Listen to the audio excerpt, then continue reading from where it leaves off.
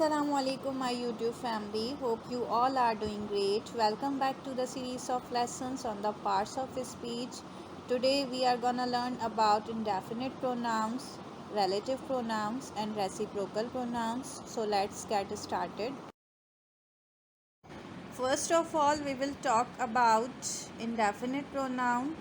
What is indefinite pronoun? A pronoun that does not refer to any person, amount or thing in particular. यानी एक sentence में किसी भी person का नाम लिए बगैर, अमाउंट और किसी भी चीज़ का नाम लिए बगैर एक ऐसा वर्ड यूज़ कर लिया जाए जिससे बात समझ में आ जाए कि किसके बारे में बात हो रही है, तो ऐसा वर्ड जो यूज़ किया जाता है वो कहलाता है इंडेफिनिट प्रोनाउन। एग्जाम्पल्स हैं all, any, anyone, anything, each, everybody, everything, few, many, nobody, none, both, several, some, something। इसको इस मिसाल से समझिए कि फॉर एग्ज़ाम्पल मैं एक क्लासरूम में मौजूद हूँ, वहाँ बहुत सारे स्टूडेंट्स हैं और वो सब मेरे फेवरेट हैं और मैं उनको ये बताना चाहती हूँ, तो मैं हर स्टूडेंट का नाम लेकर तो नहीं बता सकती कि ये मेरा फेवरेट है, ये मेरा फेवरेट है। उसकी जगह पर मैं ये वर्ड भी यूज़ कर सकती हूँ ऑल। तो ये जो ऑल है ये डिस्क्राइब कर रहा है कि मुझे क्लास में सभी पसंद है, तो मैं ये कह सकती हूँ you all are my favourite. तो यहाँ पर किसी का नाम लिए बगैर हमारी बात भी मुकम्मल हो गई और समझ भी आ गया कि मैं पूरी क्लासरूम के बच्चों की बात कर रही हूँ, स्टूडेंट्स की बात कर रही हूँ कि वो सब मेरे फेवरेट्स हैं। तो इस तरह का वर्ड कहलाएगा इंडेफिनिट प्रोनाउन। इसी तरह फॉर एग्ज़ाम्पल मेरी दो सिस्टर्स हैं, अब मैं उनका नाम लिए बग़ैर भी कि ये मेरी सिस्टर है, ये मेरी सिस्टर है, इसकी जगह मैं बोथ भी यूज़ कर सकती हूँ कि they both are my sisters. तो बोथ जो है ये इंडेफिनिट प्रोनाउन कहलाएगा। आई होप कि आपका कॉन्सेप्ट क्लियर हुआ होगा। एक ऐसा वर्ड जो नाउन की जगह यूज़ किया जाए वो कहलाता है इंडेफिनिट प्रोनाउन।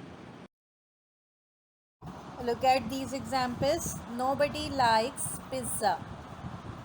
Nobody यानी किसी को भी पिज़्ज़ा पसंद नहीं है। अब यहाँ पर बहुत सारे लोगों का नाम भी तो नहीं लिया जा सकता था कि इसको नहीं पसंद, इसको नहीं पसंद, इसको नहीं पसंद, तो इसलिए यहाँ पर एक स्पेसिफिक वर्ड यूज़ कर दिया गया जो कहलाएगा इंडेफिनिट प्रोनाउन nobody।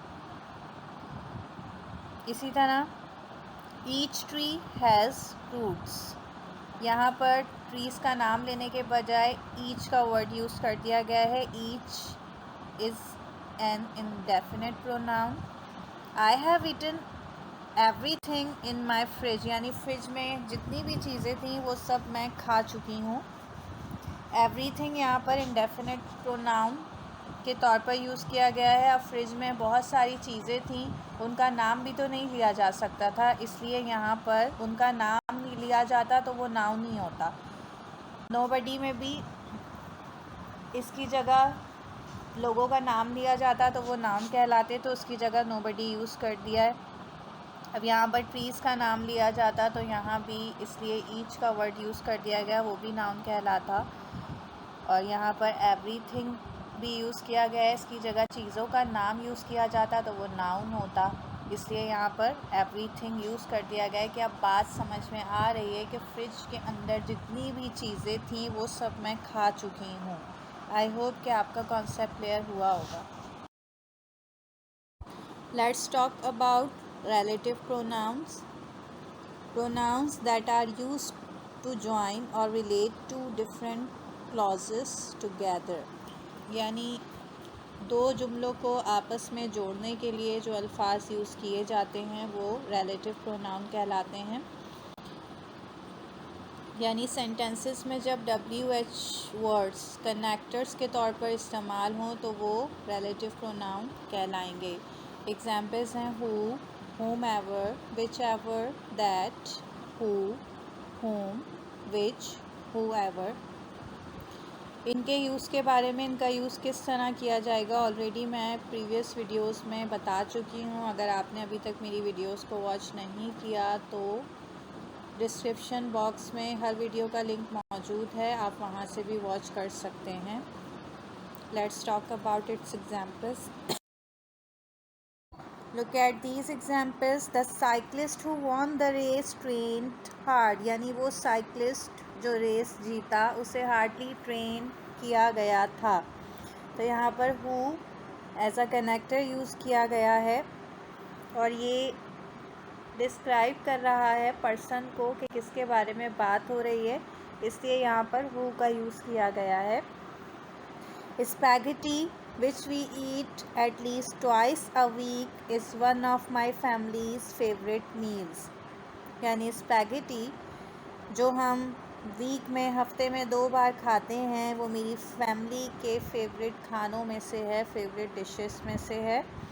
तो यहाँ पर ये विच जो है किसके बारे में बात हो रही है, स्पैगेटी के बारे में बात हो रही है, तो ये एज अ कनेक्टर यहाँ पर यूज़ किया गया है।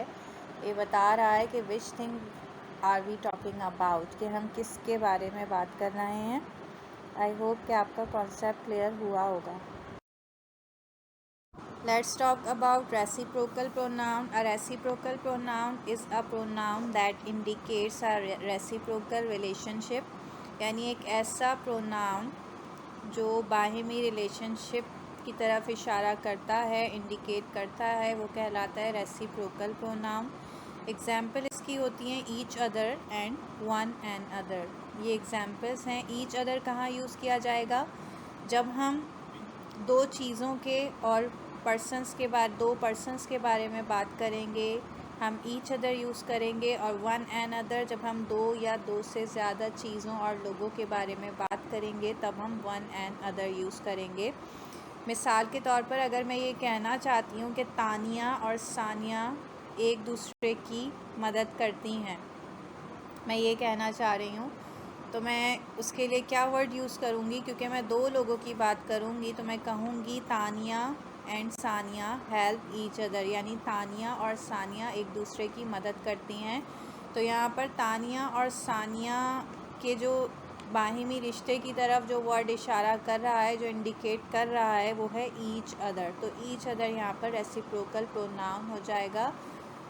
मज़ीद मिसालों से इसको समझते हैं। Look at these examples. Sania and Waqas hate each other. यहाँ पर सानिया और वकास का बाहिमी रिश्ता बताया जा रहा है। जो वर्ड इंडिकेट कर रहा है उसको वो है ईच अदर, क्योंकि दो लोगों की बात हो रही है और ये बताया जा रहा है कि वो एक दूसरे से नफ़रत करते हैं। The 10 prisoners were all blaming one and other. One and other क्यों यूज़ किया गया है? क्योंकि यहाँ पर 10 कैदियों की बात हो रही है। सेंटेंस में मेंशन है द 10 प्रिजनर्स। तो वो जो 10 कैदी थे वो एक दूसरे पर इल्ज़ाम लगा रहे थे, तो इसलिए यहाँ पर वन एंड अदर का यूज़ किया गया है। So guys, that's all from my side. I hope you are clear with all the kinds of pronoun. If you want me to explain any topic in which you are confused, just put it in the comment section. Thank you so much for your love and support. Keep watching my videos. We'll be here with a new content very soon. Till then, take care and goodbye.